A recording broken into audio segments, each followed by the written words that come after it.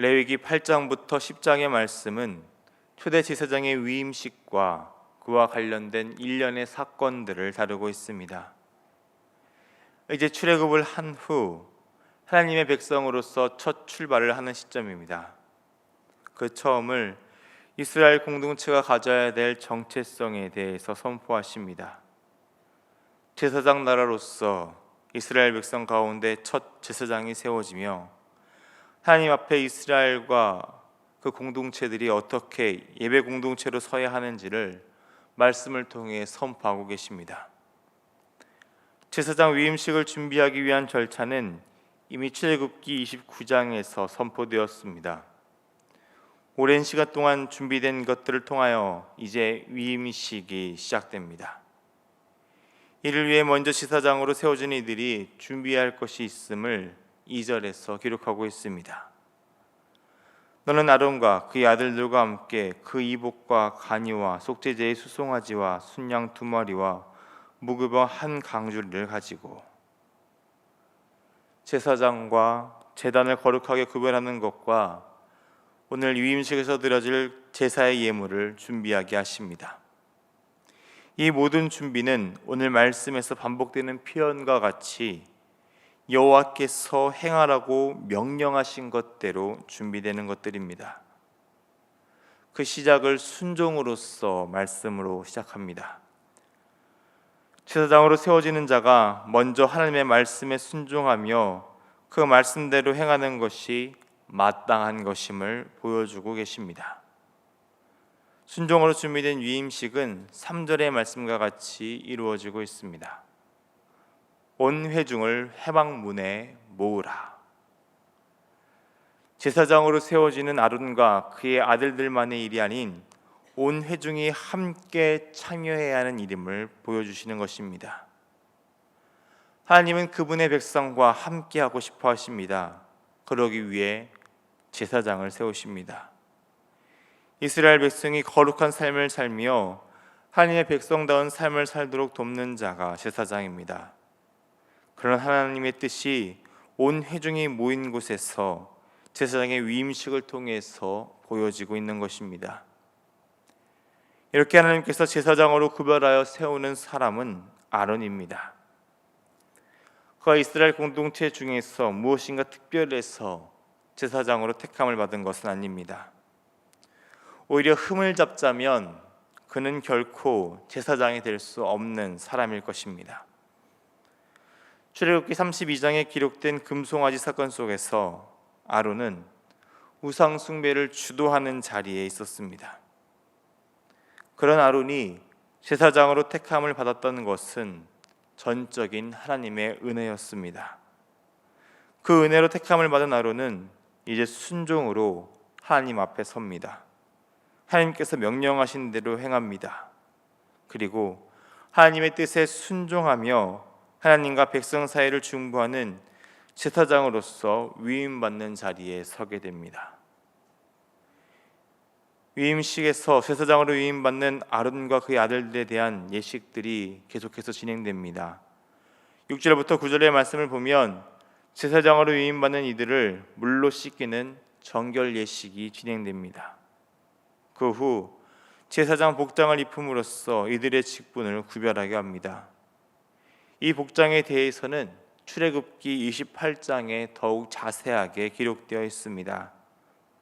오늘 말씀을 묵상하실 때 앞서 언급되었던 출애굽기의 말씀들을 함께 묵상하시면 더 풍성한 묵상이 되실 것입니다.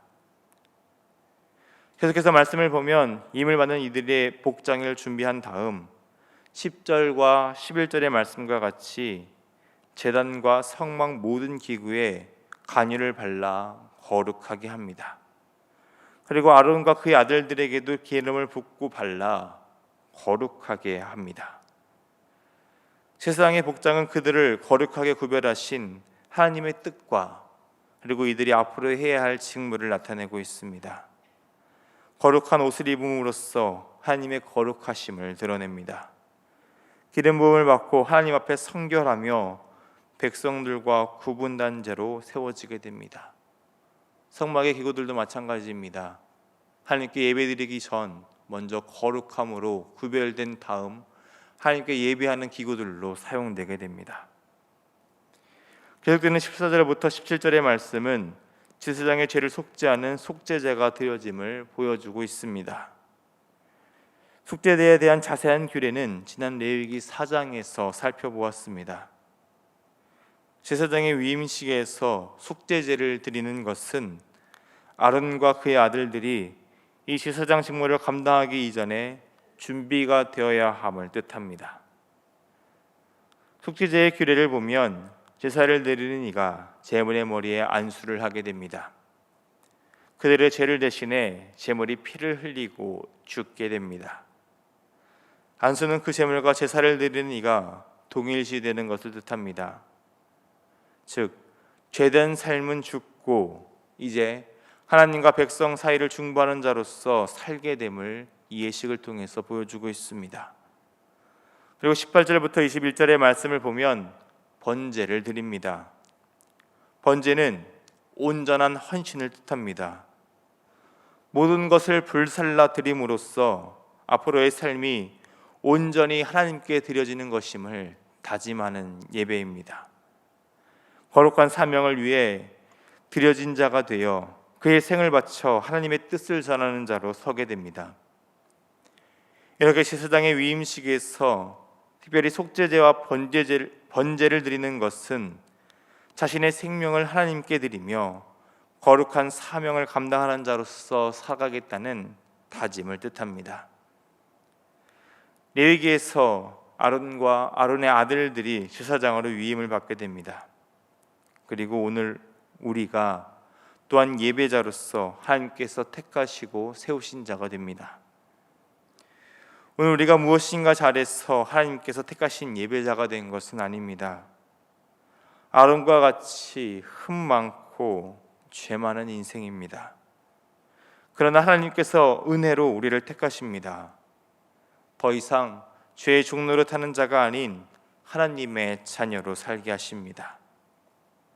그렇다는 것은 우리의 삶 또한 변해야 한다는 것입니다.